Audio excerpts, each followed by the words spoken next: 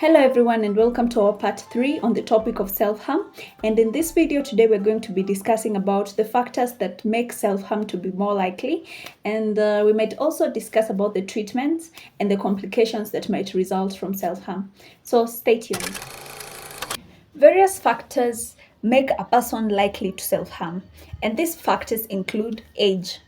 People of all ages can self-harm, but the most likely age group that can self-harm is adolescents and teens, because at this stage there are a lot of emotions involved and there's a lot of confusion about who they are and who they're coming out to be. There's a lot of peer pressure from out there, and there's a lot of things for them to cope up with.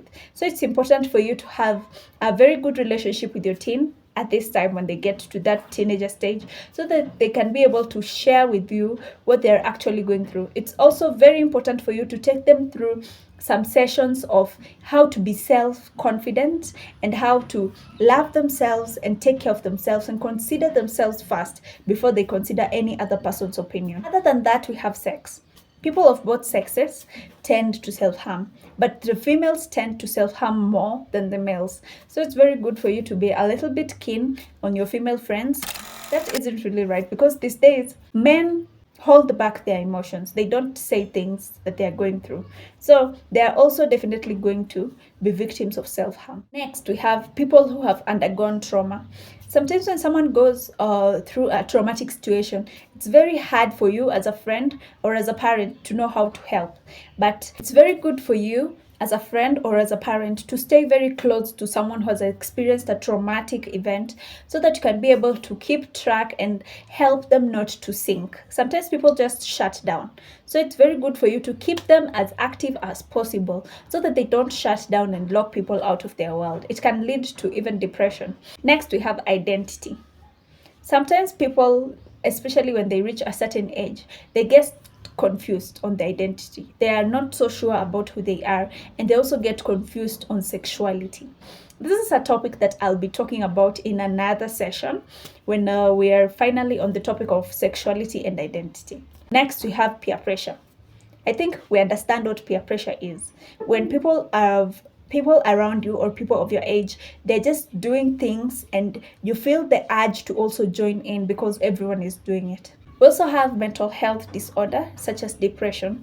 When someone is depressed, it's very, very likely for them to self-harm because they really don't want to talk to other people. They want to shut everyone else out and they just want to be alone. Lastly, we have drugs and alcohol misuse. People, especially the young adults, tend to misuse drugs. Sometimes they just want to just party for no reason. And this can be something that leads you to self-harm, because especially when you are under the influence of drugs, it's very easy for you to do things that you normally wouldn't have the courage to do. There's a way that drugs just get into your system and they drive you to do things. Some people, when they take drugs, they actually feel depressed instead of feeling happy. My advice is that you're supposed to avoid the misuse of drugs. That's all I can say from there. There are various complications that can result from self-harm. These complications include, number one, addiction.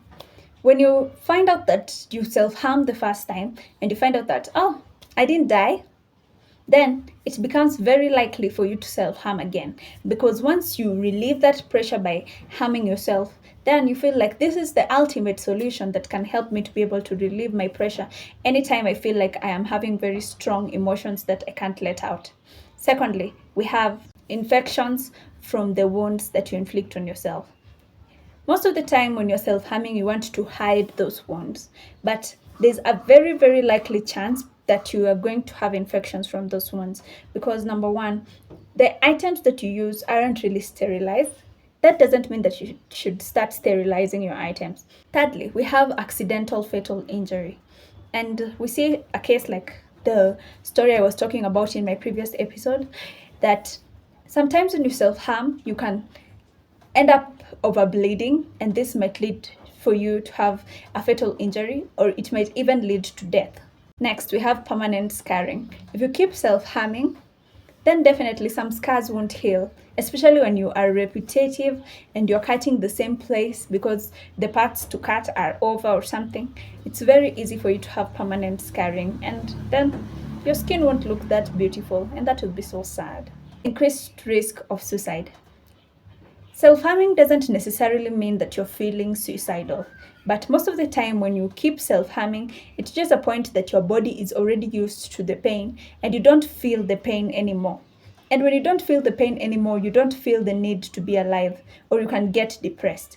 And when you get depressed, the next thing you will automatically be thinking of is suicide, and that isn't the way to go. Increased feelings of guilt and shame. I don't know how to explain that. It's just something that is self explanatory. Most of the time, when you self harm, you feel guilty later on after you've already self harmed. So, after that, you'll keep judging yourself and asking yourself, why am I doing this? And trying to bring yourself out. It's very frustrating, especially when you are trying to come out of this behavior and it's very, very tough for you because it's something that you are already addicted to. Available treatments include psychotherapy. This is talk therapy, whereby you get to talk to a therapist and you can just engage in a conversation. Then, during this conversation, they're able to find your triggers. And by finding these triggers, they will be able to help you on how you can be able to curb or manage yourself when you're having these triggers. But if you self harm, it's very important for you to find other alternative things you can do so as to get rid of those negative emotions. For example, if you are a person who likes singing, then it's very good for you to express your feelings through music. If you're a person who likes art, then draw something that expresses how your emotions feel at that time, how angry you are. Draw something, you will be inspired to do something very great. And by putting your feelings into your talent, it brings out a lot of passion. It makes you very passionate about what you do because this is the only way in which you're able to actually let go of your feelings and be the person who you truly, truly are. So, if you're still struggling with self harm or any other mental issues, including depression, I'm going to leave a link in the description box. It's a link to one of Tasha Cobb's songs.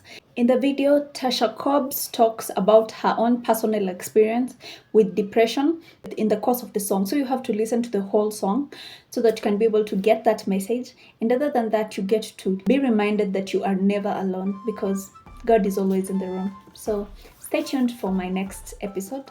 Until then, have a great day.